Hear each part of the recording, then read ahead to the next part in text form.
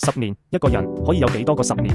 李嘉誠今日入稟高等法院，控告周秀娜5個 YouTube 頻道，仲有 Google， 指控係咩？誹謗同騷擾。但問題係呢件嘢係咪今日先發生？2016年3月，周秀娜為咗宣傳自己套戲，同傳媒夾埋做咗個封面故事，係3月3日東方新地標題，話佢搭上已婚超級富二代，公眾靠估係李嘉誠。但你以為佢唔知會估中？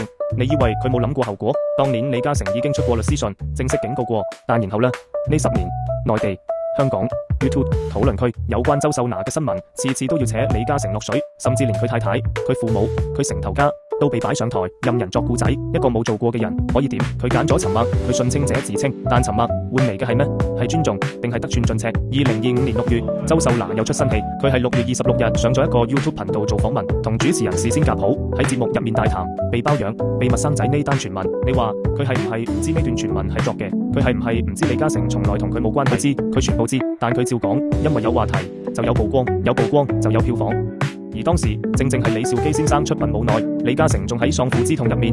你話呢個時機係巧合定係揀過先？聲明用咗8個字，在傷口上撒鹽，你覺得誇張嗎？有啲 YouTube 頻道越作越離譜，連李嘉誠嘅太太、佢父母都被編排成故仔一個，甚至作到佢屋企人曾經牽涉刑事罪行，完全冇發生過嘅事都可以寫到似層層。你話呢啲係娛樂八卦定係網絡欺凌？你話佢屋企人有咩對唔住公眾？佢哋憑咩要陪你哋捱呢10年？今次入稟仲告埋5個 YouTube 頻道同 Google。你可能會問點解要告平台？咁你都要問呢10年呢啲平台上載嘅失實內容，一條接一條，愈傳愈演，愈禁愈猖狂。平台睇唔到定係唔想理？流量變現，真相有幾多人關心？言論自由幾時變成誹謗嘅免死金牌？李嘉誠從來冇告過人，佢以為唔出聲件事就會自己停，佢以為清者清，濁者濁，公眾會分得清。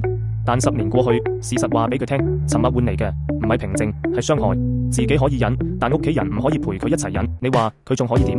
今日佢企出嚟，唔係為咗上頭條，唔係為咗報復邊個，佢只係想法庭幫佢釐清一件事。佢同周秀娜從來冇任何關係，從來唔認識對方，從來冇意圖認識對方。呢句說話10年內佢從來冇公開講過，因為佢以為唔使講。但原來有些事唔講唔代表人哋會放過你。今日佢唔再沉默，你話呢一步係太遲定係終於嚟得太遲？